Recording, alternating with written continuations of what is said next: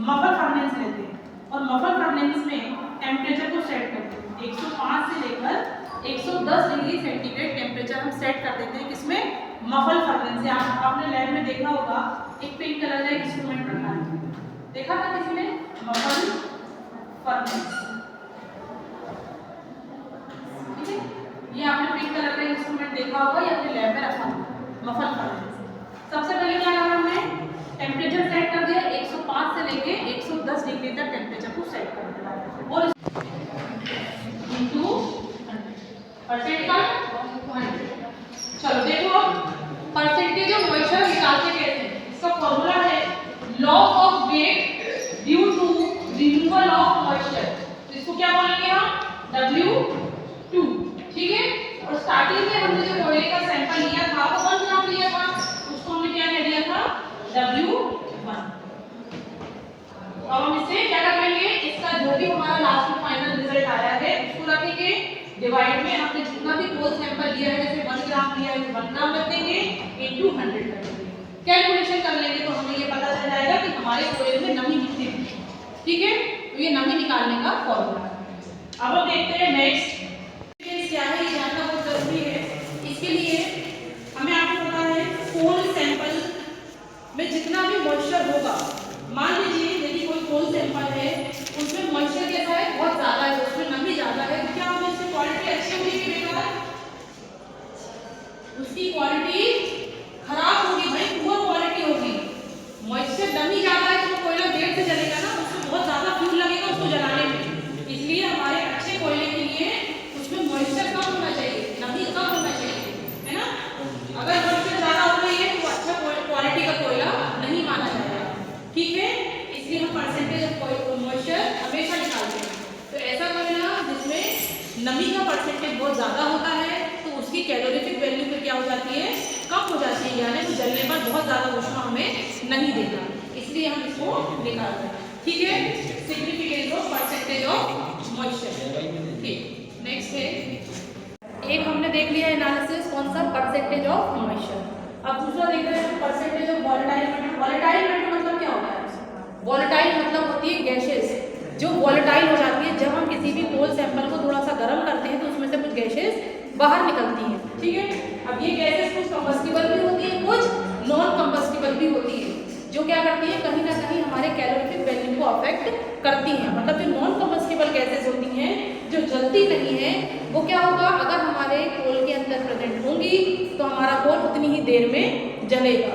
तो इसके लिए हमको क्या करना पड़ता है, परसेंटेज ऑफ वॉलेटाइल मैटर को भी एनालिसिस करना पड़ता है। इसमें हम क्या करते हैं, देखो 925 degree centigrade temperature plus minus 20 degree Celsius, इतना टेम्परेचर हम सेट करते हैं। प्लस माइनस 20 का मतलब है थोड़ा 20 डिग्री कम भी हो सकता है, 20 डिग्री ज्यादा भी हो सकता है, प्लस माइनस का ही मतलब होता है, ठीक है। तो इतना टेम्परेचर हमने मफल फर्नेस का दिया है और 7 मिनट के लिए हमें क्या करना है, इसमें क्रूसिबल को रखना है। इसमें इंपॉर्टेंट चीज क्या हुई, ये टेम्परेचर इंपॉर्टेंट है और कितने मिनट के लिए हम इसमें रख रहे हैं ये पूरा इंपॉर्टेंट है, तो ये आपको अच्छे से याद रखना है, ठीक है। अब हम इसमें भी वही करते हैं कि पहले हमने क्रूसिबल को लिया, उसका वेट कर लिया, फिर हमने 1 ग्राम कोयले को लिया, उसका वेट किया, फिर हमने उसको क्रूसिबल के अंदर रखा और उस क्रूसिबल को हमने कहाँ ट्रांसफर कर दिया, मफल फर्नेस में ट्रांसफर कर दिया।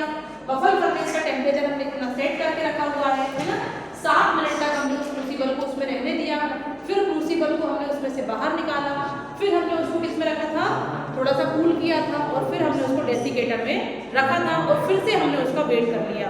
तो हम देखेंगे कि अब उसमें कुछ ना कुछ फिर से लॉस हो गया है, पहले जितना कोल था 1 ग्राम, अब उसमें 1 ग्राम ना होकर थोड़ा सा उसमें कमी आई है। तो वो कमी क्यों आई है, क्योंकि उसके अंदर जितनी भी गैसेस थी वो क्या हो गई, ट्रैप हो गई, निकल गई वो गैसेस, ठीक है, इवेपोरेट हो गए, बाहर निकल गई। तो इसका भी एक फॉर्मूला होता है, इस फॉर्मूले से हम निकाल सकते हैं कि किसी भी कोल सैंपल में, किसी भी कोयले के नमूने में कितनी वॉलेटाइल मैटर है, यानी ऐसी चीजें जिसे हम जलाने पर वो गैसेस बाहर निकल जाती हैं, वो कितनी प्रेजेंट है। ये जानने के लिए हम एक फॉर्मूला लगाएंगे, सेम वही फॉर्मूला है जो परसेंटेज ऑफ मॉइस्चर में हमने देखा था, बस इसमें कहाँ चेंज है, loss of weight due to removal of volatile matter. उसमें क्या था, due to removal of moisture content, तो वहाँ पे किसकी कमी हो रही थी, पानी की कमी हो जा रही थी, अब यहाँ पर गैसेस की कमी हो रही है, इसलिए यहाँ पर लिख दिया हमने वॉलेटाइल मैटर, यानी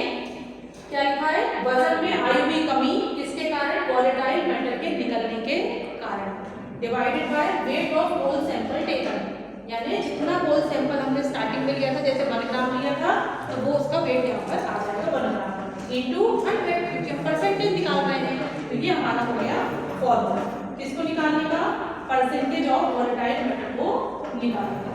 इस तरीके से हमें ये पता चल जाता है कि हमारे कोयले में कितना वोलेटाइल मैटर है। क्यों निकाल रहे हैं हम, इसका सिग्निफिकेंस क्या है, इसका सिग्निफिकेंस ये है, यदि हमारे कोयले के अंदर वोलेटाइल मैटर होगा तो क्या होगा, मैंने बोला वोलेटाइल मैटर मतलब गैसेस, और कुछ गैसेस ऐसी होती हैं जो नॉन कंबस्टिबल होती हैं, यानी जलती नहीं है, अज्वलनशील होती है ना, नॉन कंबस्टिबल होती हैं। और यदि ये हमारे कोयले में प्रेजेंट होंगी तो क्या करेंगी, ये कोयले हमारा बहुत देर तक जलेगा, यानी उसकी कैलोरीफिक वैल्यू को ये इफेक्ट करेगा, इससे उसकी कैलोरीफिक वैल्यू कम हो जाएगी, यानी बहुत ज़्यादा वो हमको ऊष्मा नहीं दे पाएगा। ठीक है, ये इसका सिग्निफिकेंस है। अब हम नेक्स्ट देखते हैं परसेंटेज ऑफ एश कंटेंट। एश मतलब उसकी राख बन जाना। जब हम कोयले को पूरी तरीके से जला दें तो क्या बनेगी, उसमें लास्ट में राख बन जाएगी। तो जब हम कोयले को पूरा जला देते हैं, कंप्लीटली बर्न कर देते हैं, तो उसमें थोड़ी सी राख बन जाती है, उस राख को हम इंग्लिश में कहते हैं एश। ठीक है, तो ये भी हमें पता होना चाहिए कि हमारे कोयले में एश कंटेंट कितना है। अगर ज्यादा मात्रा में राख बन रही है तो क्या कहलाएगा, वो अच्छा कोयला नहीं माना जाएगा, क्योंकि ज्यादा से ज्यादा उसमें नॉन कम्बस्टिबल मटेरियल ज्यादा है ना। और हमें क्या चाहिए, उसके अंदर वो कम्बस्टिबल चीजें हो, यानी जैसे ही हम उसमें आग लगाएं तो जल्दी से जलना चाहिए, है ना, ज्वलनशील होना चाहिए। तो हमें इसका भी परसेंटेज निकालना है। इसके लिए क्या कंडीशन है, 700 डिग्री सेल्सियस से लेके 750 डिग्री सेल्सियस तक का टेम्परेचर हम इसमें रखते हैं, बफर फर्नेस में सेट कर देते हैं आधे घंटे के लिए, फॉर हाफ एन आवर। ठीक है, आधे घंटे के लिए हम इसको बफर फर्नेस में रखते हैं। क्या करते हैं, सेम प्रोसीजर वही है, पहले हमने क्रूसिबल को वेट कर लिया, उसका वेट ले लिया, फिर हमने क्रूसिबल के बाद किसका वेट किया, कोयले का सैंपल लिया, कितना 1 ग्राम, 1 ग्राम कोयले का सैंपल ले लिया हमने। इसके बाद हमने क्या किया, इस कोयले को इस क्रूसिबल में डाला, कोयले को क्रूसिबल में रखा, इस क्रूसिबल को हमने बफर फर्नेस में ट्रांसफर कर दिया। फिर हमने आधे घंटे तक इतने टेम्परेचर तक क्रूसिबल को उसमें रखा रहने दिया। फिर हमने उसमें से बाहर निकाला, उसको एटमॉस्फेयर में 2 मिनट के लिए कूल किया, और फिर हमने उसको कहाँ रख दिया, डेसीकेटर में रख दिया। डेसीकेटर में क्यों रख रहे हैं, ताकि एटमॉस्फेयर की नमी उसमें बिल्कुल भी ना जा पाए। डेसीकेटर में से निकाला और हमने उसको जब फिर से वेट किया तो हम देखेंगे तो उसमें जो राख है उसका भी कोई ना कोई वेट आया है। ठीक है, तो राख जो फॉर्म हुई है उसका जो वेट आया है वो हमें इसमें देना है। तो यहाँ पे लिखा है वेट ऑफ एश फॉर्म, तो जो भी राख लास्ट में बची हुई है, जो एश बचा हुआ है, उसका हमने वेट ले लिया, divided by weight of whole sample taken, यानी उसको किससे डिवाइड कर दिया, जो भी हमने स्टार्टिंग में कोयले का सैंपल लिया था 1 ग्राम लिया था, तो यहाँ पर 1 ग्राम लिख लिया इंटू 100। इससे हमें ये पता चल जाएगा कि हमारे कोयले में एश कंटेंट कितना है, क्योंकि ये क्या होता है, एक तरीके का नॉन कंबस्टिबल मैटर है, और ये हमारे कोयले की कैलोरीफिक वैल्यू को घटाती है, उसको कम करती है, उसके ऊपर कोई ना कोई फर्क डालती है, इसलिए हमें ये निकालना जरूरी है। ये क्या है, इसका सिग्निफिकेंस है, मैंने आपको, ठीक है, इसका सिग्निफिकेंस क्या है, इसका सिग्निफिकेंस है कि जितना ज्यादा एश कंटेंट बनेगा हमारा कोयला उतनी ही कम क्वालिटी का। ठीक है, फिक्स्ड कार्बन, ये लास्ट है अप्रॉक्सीमेट एनालिसिस में। इसमें हम क्या करते हैं, फिक्स्ड कार्बन, यानी कि हमारे इस पूरे होल सैंपल में कार्बन कंटेंट कितना है ये निकालने के लिए हम फिक्स्ड कार्बन का एक फॉर्मूला लगाते हैं। इसका फॉर्मूला क्या है, 100 minus percentage of moisture, percentage of volatile matter और परसेंटेज ऑफ एश कंटेंट। ये तीनों अभी हमने ऊपर से निकाल लिए। इन तीनों की जो वैल्यू आई है वो हम सारी यहाँ रख देंगे और इनको प्लस कर देंगे।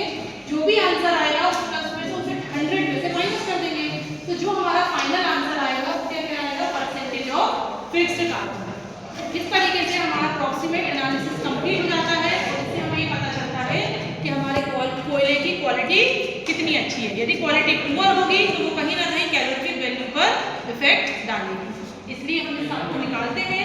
ये कहलाता है अप्रॉक्सीमेट एनालिसिस ऑफ फ्रूट्स। अब कल हम पढ़ेंगे अल्टीमेट एनालिसिस ऑफ